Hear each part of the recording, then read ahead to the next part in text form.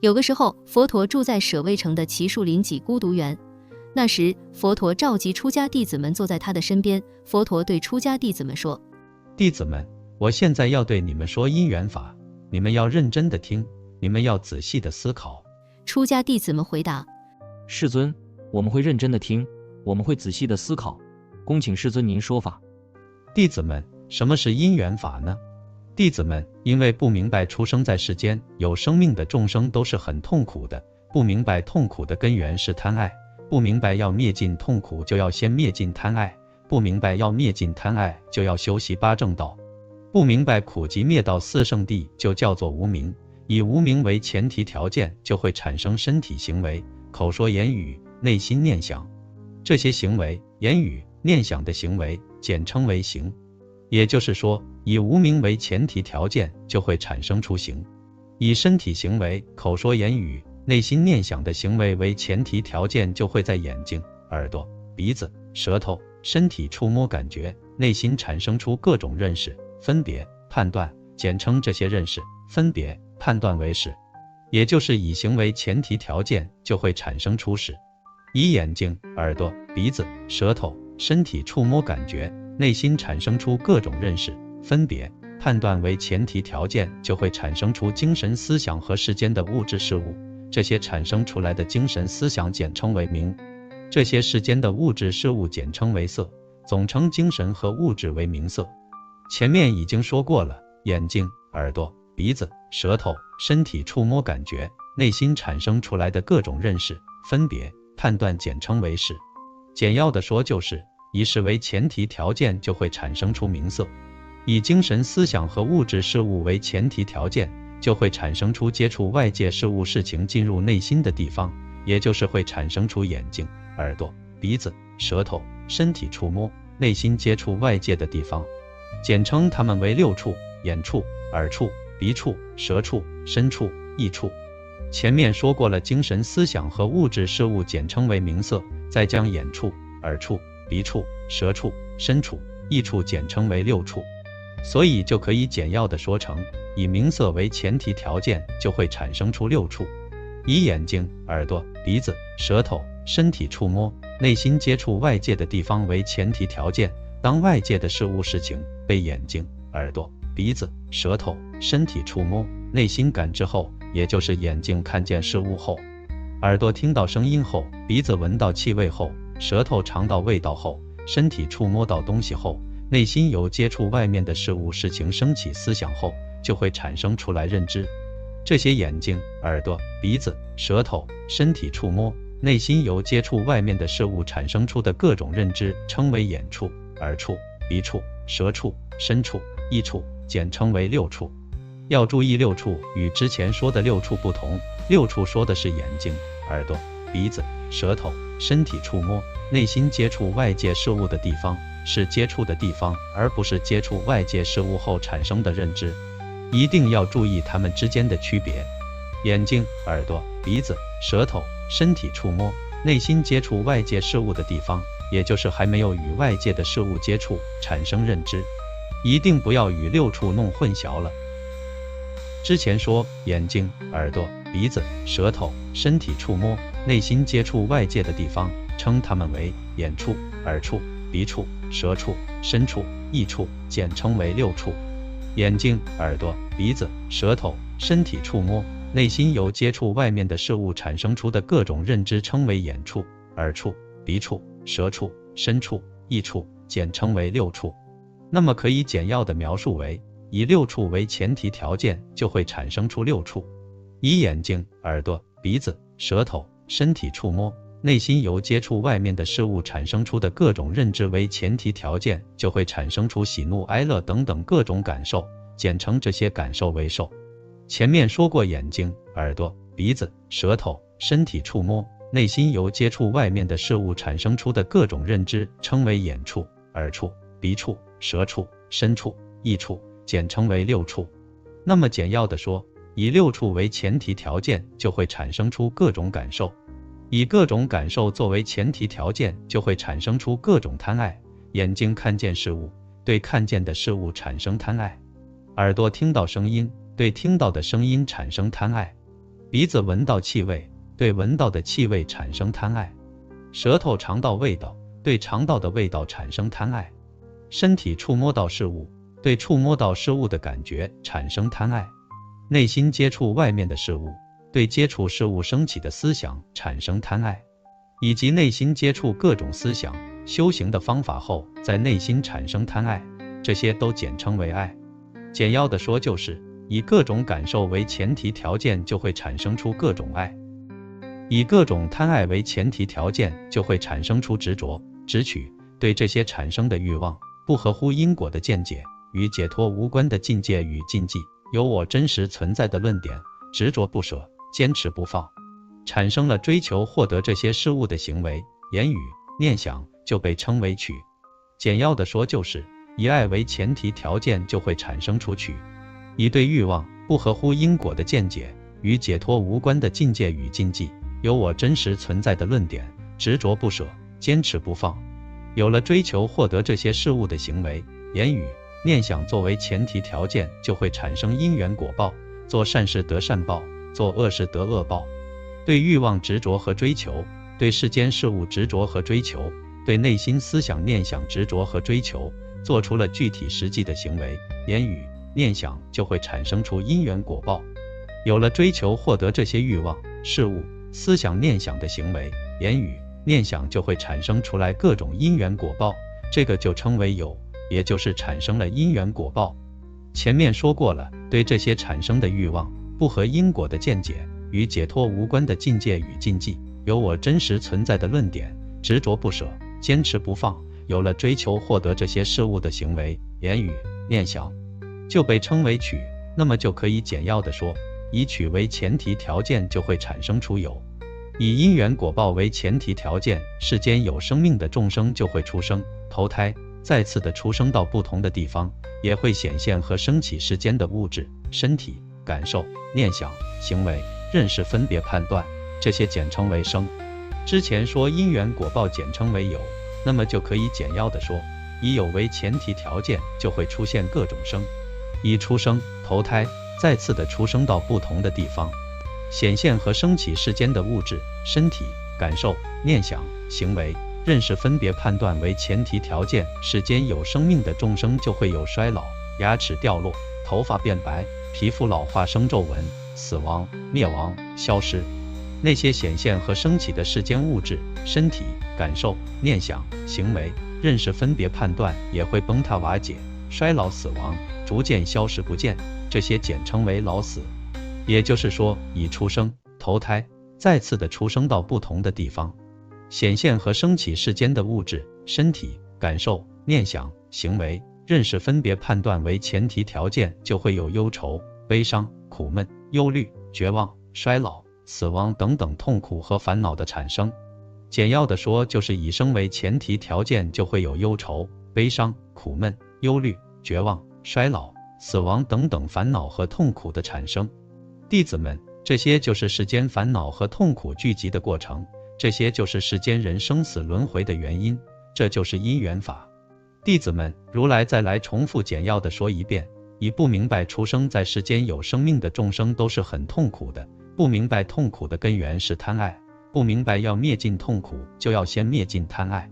不明白要灭尽贪爱就要修习八正道，不明白苦集灭道四圣谛的无明为前提条件，就会产生行为、言语、念想的行为。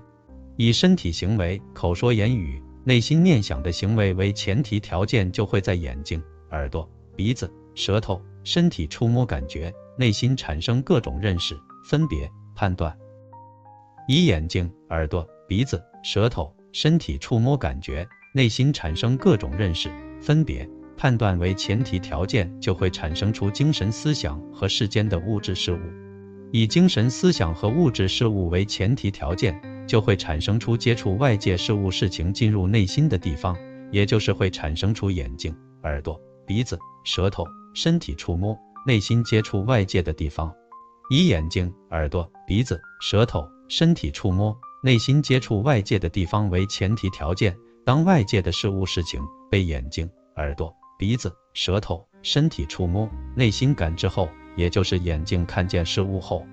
耳朵听到声音后，鼻子闻到气味后，舌头尝到味道后，身体触摸到东西后，内心有接触外面的事物事情升起思想后，就会产生出认知。以眼睛、耳朵、鼻子、舌头、身体触摸，内心由接触外面的事物产生出的各种认知为前提条件，就会产生出喜怒哀乐等等各种感受。以各种感受作为前提条件，就会产生出各种贪爱。眼睛看见事物，对看见的事物产生贪爱；耳朵听到声音，对听到的声音产生贪爱；鼻子闻到气味，对闻到的气味产生贪爱；舌头尝到味道，对尝到的味道产生贪爱；身体触摸到事物，对触摸到事物的感觉产生贪爱；内心接触外面的事物，对接触事物后升起的思想产生贪爱，以及内心接触各种思想修行的方法后，在内心产生贪爱。以各种贪爱为前提条件，就会产生出执着、执取，对这些产生的欲望，不合乎因果的见解，与解脱无关的境界与禁忌，有我真实存在的论点，执着不舍，坚持不放，就会产生追求获得这些事物的行为、言语、念想。以对欲望不合乎因果的见解，与解脱无关的境界与禁忌，有我真实存在的论点，执着不舍，坚持不放，有了追求获得这些事物的行为、言语、念想为前提条件，就会产生出因缘果报。以因缘果报为前提条件，世间有生命的众生就会出生、投胎，再次的出生到不同的地方，也会显现和升起世间的物质、身体、感受、念想、行为、认识分别判断。以出生、投胎，再次的出生到不同的地方，显现和升起世间的物质、身体、感受、念想、行为、认识分别判断为前提条件，世间有生命的众生就会有衰老、牙齿掉落、头发变白、皮肤老化生皱纹、死亡、灭亡、消失。那些显现和升起的世间物质、身体、感受、念想、行为、认识分别判断也会崩塌瓦解、衰老死亡，逐渐消失不见，就会有忧愁、悲伤、苦闷、忧虑、绝望、衰老、死亡等等痛苦和烦恼的产生。如来再简要一点来说，之前说不明白出生在世间有生命的众生都是很痛苦的，不明白痛苦的根源是贪爱，不明白要灭尽痛苦就要先灭尽贪爱，不明白要灭尽贪爱就要修习八正道，